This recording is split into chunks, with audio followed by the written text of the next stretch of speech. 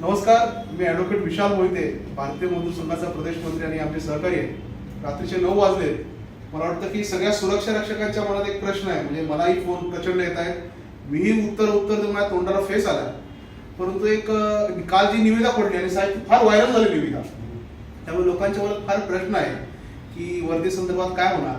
आपले कामगार मंत्री याबद्दल फार पॉझिटिव्ह आहेत. यापूर्वीच मी सांगितलंय, मंडळाचे सर्व अधिकारी चांगल्या रीतीने प्रयत्न करत आहेत. रात्रीचे 9 वाजताही आपले डोके साहेब या मुंबई मंडळाचे अध्यक्ष आपले असिस्टंट लेबर कमिशनरसाठी प्रयत्न करत आहेत आणि खरोखर सकारात्मक चांगली बाब आहे. महाराष्ट्रातील सर्व सुरक्षा रक्षकांना मी आश्वासित करू इच्छितो की जी निविदा जी फिरते आणि तुम्ही सगळे टेन्शन मध्ये आहे, साहेब निविदा निघाली, आता जुनाच कपडा मिळणार का. उद्या एक बैठक आहे आपल्या प्रधान सचिव मॅडम बरोबर. त्या बैठकीमध्ये साहेब स्वतः जाणार आहेत आणि त्यामध्ये काही निर्णय होईल. सर्वांना आम्हाला आशा आहे की एक चांगला निर्णय होईल. आणि निविदामध्ये आपण असं केलं की त्यामध्ये अजून कुठलाही कलर नाही दिला, तो कलर पेंडिंग आहे. त्यामुळे घाबरून जाऊ नका, एकदम निराश होऊन जाऊ नका.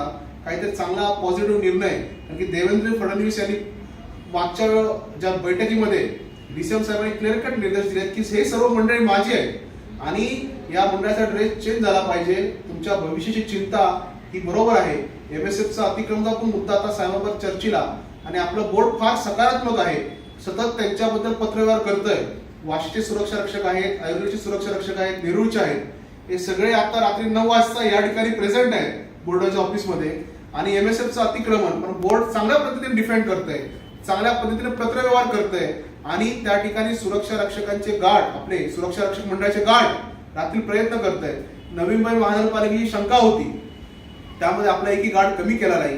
एमएसएफचं अतिक्रमण होतंय, परंतु ते थोपवण्यात अधिकारी आपले सक्षम आहेत. कोणी घाबरून जाऊ नये आणि विनाकारण सगळ्यांना, युनियनवाल्यांना, अधिकाऱ्यांना विनाकारण टॉर्चर करू नये. आपण त्याबद्दल चांगला निर्णय घेतलेला आहे. उद्या साहेब त्या संदर्भात पत्र पाठवतील. त्यामुळे वर्दीचा प्रश्न अजून प्रलंबित आहे. चांगली बातमी लवकरच येईल अशी आशा करतो. धन्यवाद.